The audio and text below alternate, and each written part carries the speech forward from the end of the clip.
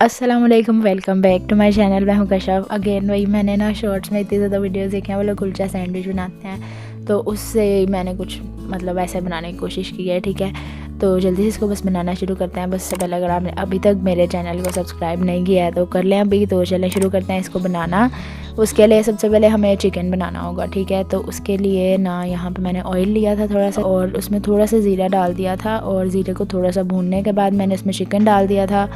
और चिकन का जब ना कलर चेंज हो गया था ना, वाइट हो गया था चिकन, तो उसके बाद मैंने इसमें नमक डाला, लाल मिर्च डाली, काली मिर्च डाली, धनिया का पाउडर डाला था, और थोड़ा सा चाइनीज़ नमक डाला था, और इन सारी चीज़ों को अच्छे से मिक्स कर लिया था, और चिकन को कवर करके पका लिया था जब तक कि चिकन जो है अच्छे से पक गया था। उसके बाद यहाँ पे अब सॉस बनाते हैं एक मज़ेदार सी। उसके लिए यहाँ पे सबसे पहले मैंने मायोनीज़ ली है, और उसमें डाली थी चिली गार्लिक सॉस, और थोड़ा सा मस्टर्ड पेस्ट, और थोड़ी सी काली मिर्च, थोड़ा सा पेपरिका पाउडर भी डाला था। ठीक है, और इसको अच्छे से मिक्स कर लिया। उसके बाद मैंने ना सॉस भी रेडी हो गई है। अब जो हमारी पीटा ब्रेड है ना, अच्छा यहाँ पे अब मुझे पता नहीं है वो कुलचा एग्जैक्टली होता क्या है, तो मैंने उससे सिमिलर मुझे लग रहा था जो मैंने ले लिया। तो मैंने ना यहाँ पे पीटा ब्रेड ली है जो शवारमा के लिए यूज़ होती है ना वो।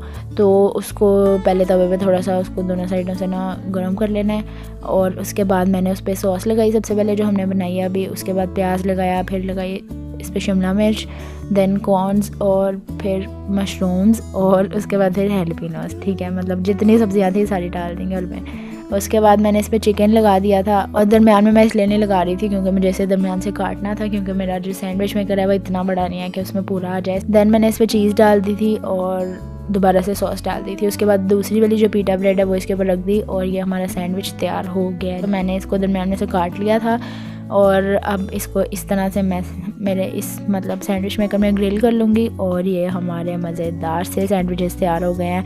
तो इतना आसान है, मतलब ये पीटा ब्रेड इजीली मिल जाती है, और ये इतने ज़्यादा अच्छे थे ना कि मुझे उम्मीद नहीं थी कि इतने अच्छे होंगे। तो आप लोग ट्राई करना और मुझे बताना कि आप लोगों को कैसे लगे। तो बस यही थी मेरी आज की वीडियो। अगर आपको अच्छी लगी तो वीडियो को लाइक कर दें, और मेरे चैनल को सब्सक्राइब भी कर लें। मैं आपसे मिलूँगी अपनी नेक्स्ट वीडियो में, तब तक के लिए टेक केयर, अल्लाह हाफिज़।